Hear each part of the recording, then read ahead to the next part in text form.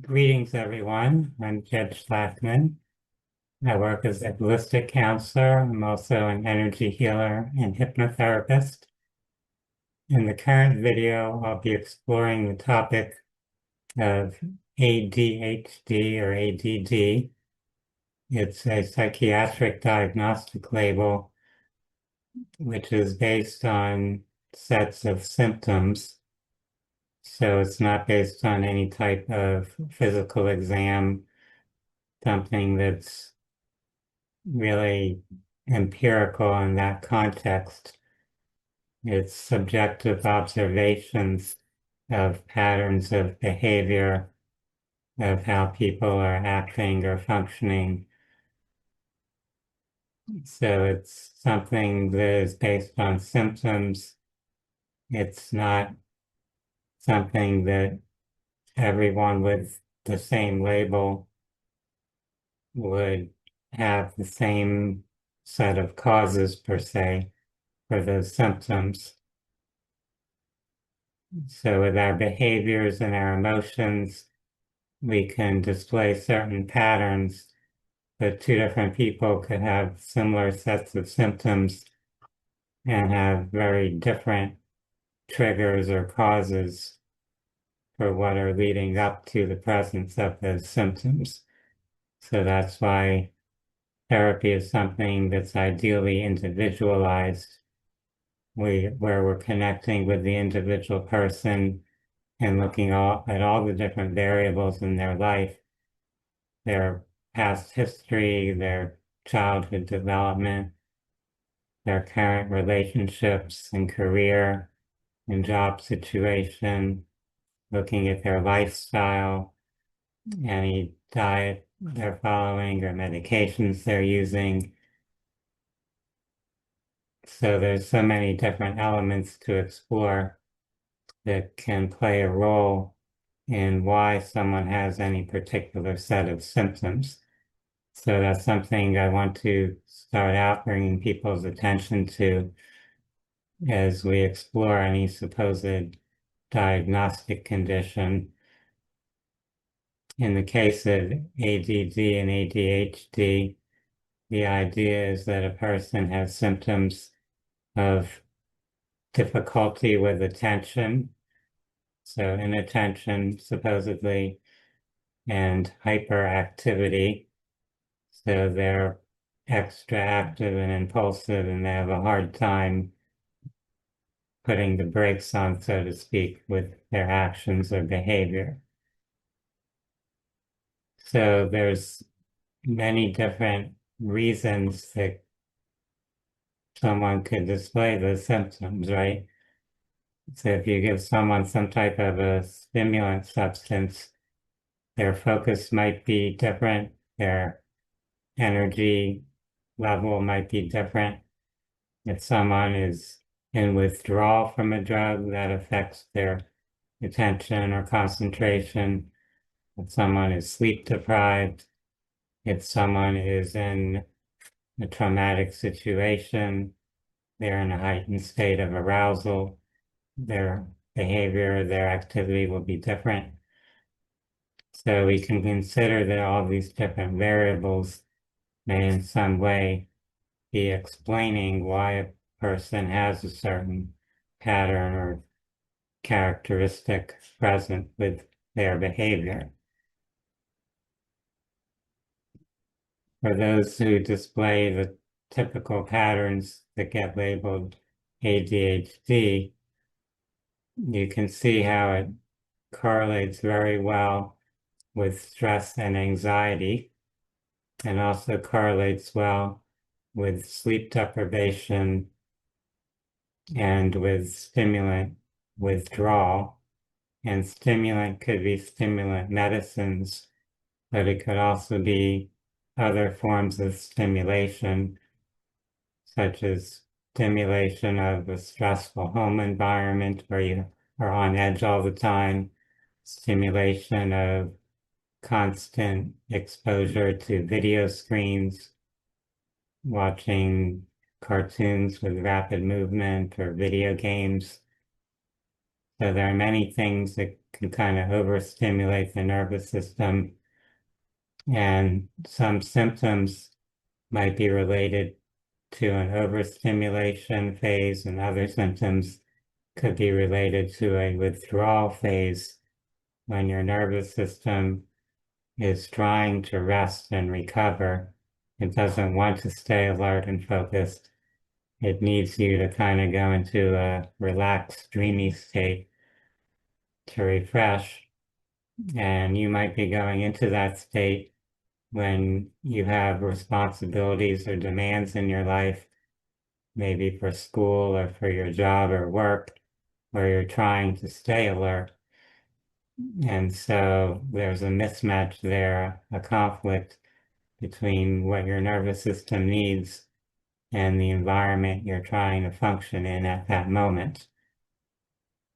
We can think of an example of someone in a job in the military where they're being trained to go through very stressful circumstances, being prepared perhaps to be in combat situations where they need to be hyper alert in a sense, where they won't have an opportunity to rest or sleep for a very long period of time. In those situations, a normal person would struggle to function. So often people are guided to use certain types of stimulant medications just to function in that particular job or training situation. If someone adapts to that, then they become kind of stuck in that overly stimulated, overly wired in terms of their nervous system state. And then if they have to go back to functioning in a more natural or normal type of environment, it might be difficult for them. They might appear to have some type of nervous system problem or disorder, but actually they had adapted to a very stressful, unhealthy environment, and they're just showing that pattern of adaptation. So there was a reason why they started to go into that pattern. And the challenge now is to help them shift out of it to realign with or reconnect with a more balanced, healthy type of environment where their nervous system itself can function in a more balanced way. So that's an interesting example of how someone could develop the so-called ADHD symptoms, and it's actually just they've adapted to an environment where those behavior patterns were adaptive to that situation they were in. And I used the military example, but there are lots of other stressful, unhealthy environments that people are expected to function in, or people are at least trying to function in to fit into, and they'll start to develop those quote ADHD symptoms as a means of adaptation. So as I have mentioned, there's a lot of overlap between the symptoms labeled ADHD and stress and anxiety, withdrawal from stimulants, or anything that gives you kind of that stimulation, that dopamine or adrenaline rush. So this is something I encourage people to be aware of when they're exploring both causes of the symptoms that are labeled ADHD and looking for a philosophy or approach to treatment. What can we do on a physical, emotional, mental, spiritual, social, and environmental level to bring ourselves back toward balance, we could say. So to have more balance in our functioning so that we're not overly adapted to something that's very extreme or unhealthy in a sense. We want to be kind of flexible in our ability to meet the demands of different situations. And we also want to be conscious that if our environment is very unhealthy and pushing us to get into habits that are trying to meet the demands of that environment but are actually unhealthy for us, it might be wise to find ways to change our environment rather than trying to force our body to adjust to unhealthy demands. So taking a medication to stay up all night to prepare for combat training or a very difficult test where you have to retain a ton of information, that's not a really normal, healthy circumstance to be in. And if we stay in that type of situation too long, it's going to create repercussions on our physiology and our psychology. We'll tend to be energetically and chemically drained in some sense, and psychologically we become imbalanced as we continue to try to adapt to those circumstances. So to look at the topic of ADHD, I created a page on my website. So we're going to look at that now. It's the phinsights.com website. So we're going to go to that, and here's the page I have there, ADD, ADHD resources and holistic therapies. A holistic explanation and healing approach for therapy, a re-examination of ADD, ADHD, and childhood behavior concerns with a systems-based holistic approach to addressing ADD and ADHD. So I present an overview there explaining why I don't think the conventional model or approach to, let's say, diagnosing and treating ADHD is really conducive to people's well-being or conducive to any long-term improvement or resolution of those issues. The mainstream approaches tend to focus a lot on medications, so giving something to keep a person in a focused state based on the chemical activity in their nervous system, usually with a stimulant or quasi-stimulant type of medication, which from my view is often just trying to compensate for withdrawal symptoms of having already been overstimulated. So you're just temporarily blocking the withdrawal effect by giving a stimulant medicine to maintain focus. The more you do that, the more ingrained or entrenched this ADHD pattern becomes. So you're actually, in a way, helping perpetuate and even aggravating the underlying issue by trying to treat it with medications. Another approach is behavior modification, especially with children, where they're trying to use external rewards to motivate a child to maintain a desired behavior, a behavior involving focused attention, typically, or controlling impulses.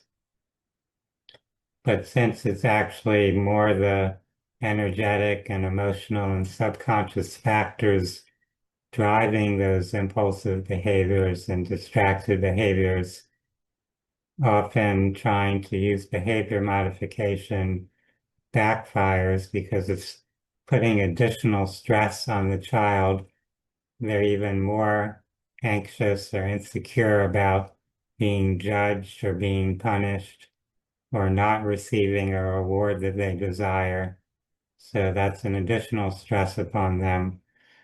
And if they don't do well in that behavior modification system, it's an additional source of lack of self-worth or self-confidence.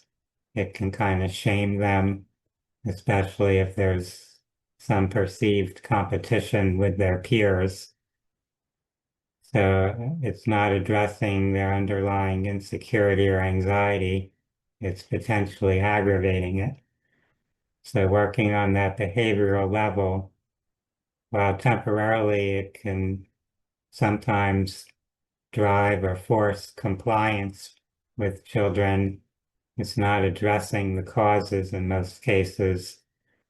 And in some cases, it's actually aggravating those causal factors, especially on an emotional level where anxiety is part of the issue. So I tend to focus more on helping balance the nervous system with lifestyle and diet and with energy approaches, working with energy therapies, meditation, using breathing exercises and physical movement, helping the nervous system kind of rebalance by getting the body moving in particular ways, and of course, healing trauma and addressing emotional stresses, whether that's a child being bullied by their peers or demeaned or talked down to by their parents or teachers. So there's many social factors there. I have some videos on my website, and you can see the links there to the YouTube videos where you can hear me talk in more depth about some of these topics. I state here that by thoroughly examining this topic, it's intended that the public may become aware of the following concerning patterns of behavior commonly labeled ADD or ADHD, and understand these behaviors as often indicative of difficulties with self-regulation and balancing following exposure to acute or chronic stresses. Recognize that the mind and body are an integrated feedback system. Learn to decode this feedback rather than merely suppressing the behaviors for short-term convenience. Value the individual's self-healing instincts and coping skills. Understand how stressors and traumas can lead to reactions of hypervigilance or scattered attention, overstimulated nervous system and adrenal glands. Recognize how lack of nurturance can lead to reactions of excessive stimulation-seeking behaviors. Learn how nurturing the body, enhancing family relationships, and managing stress help restore balance and resolve ADD, ADHD symptoms.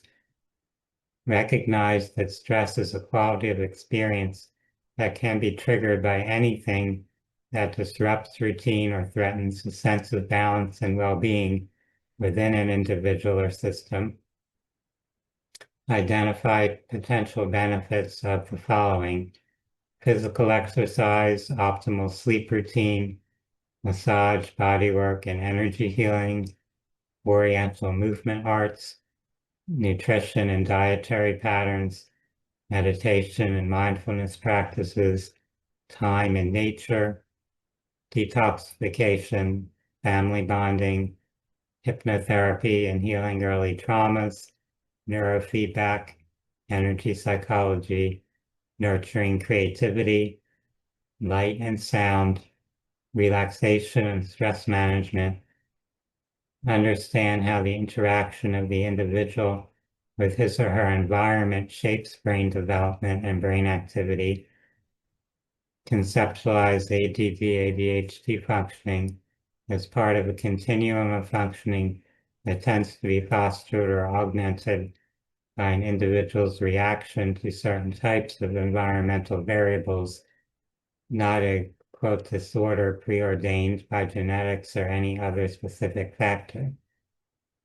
Recognize how behavioral and pharmacological interventions may impair emotional development and maturation if used in place of interventions suited to building internal locus of control and coping skills.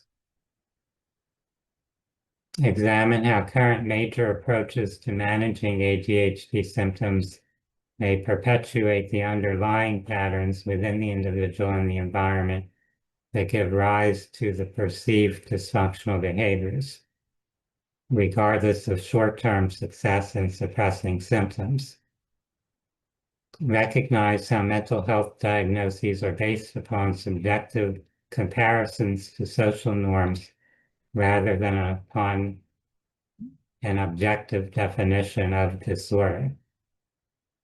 Examine assumptions inherent in common efforts to get individuals to conform or adapt to social demands and the role of individuality in society. Understand how the standard methods of diagnosing and categorizing behaviors often limit the practitioner's ability to analyze the circumstances surrounding the client's state of functioning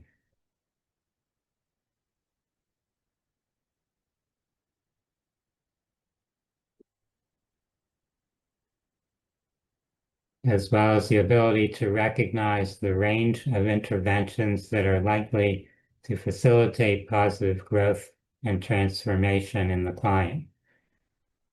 Generate hypotheses and examine existing research about the comparative effects of interventions, focusing on identifying which approaches are likely to produce permanent or lasting resolution of disturbances, and consider how psychiatric medications disrupt normal self-balancing and self-regulation of the nervous system in order to create short-term effects, and how that very often leads to confusion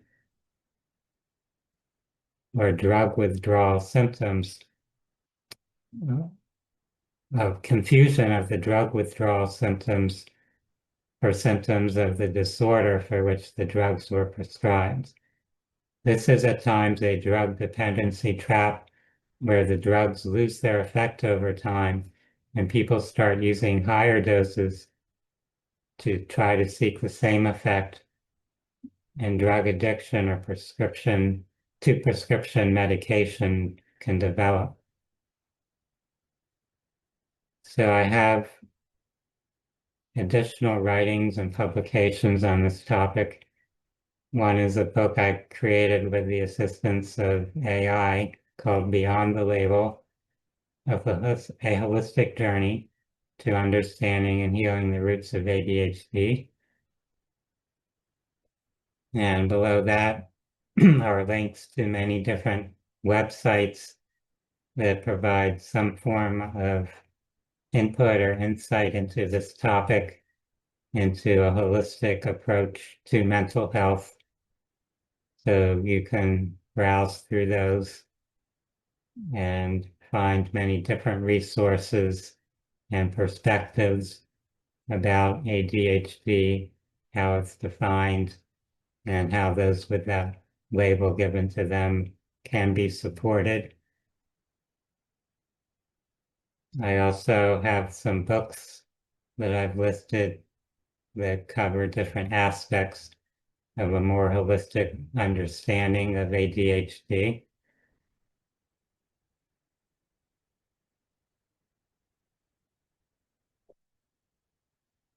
And then at the bottom are different articles and research pieces you can find in various online publications and various journals. So it's kind of like a reference list for further research. And it's pretty long and extensive.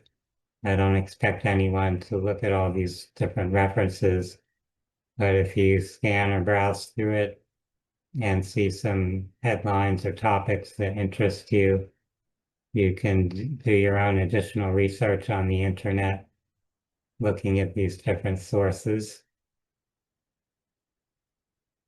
For anyone who's interested in individualized consultations and healing resources for ADHD or other psychological concerns, you're welcome to contact me or to look in the website materials. Again, the website is phinsights.com, phinsights.com. For now, I want to give some appreciation to each of you for your interest in learning more about this topic. I wish everyone a wonderful day. Namaste.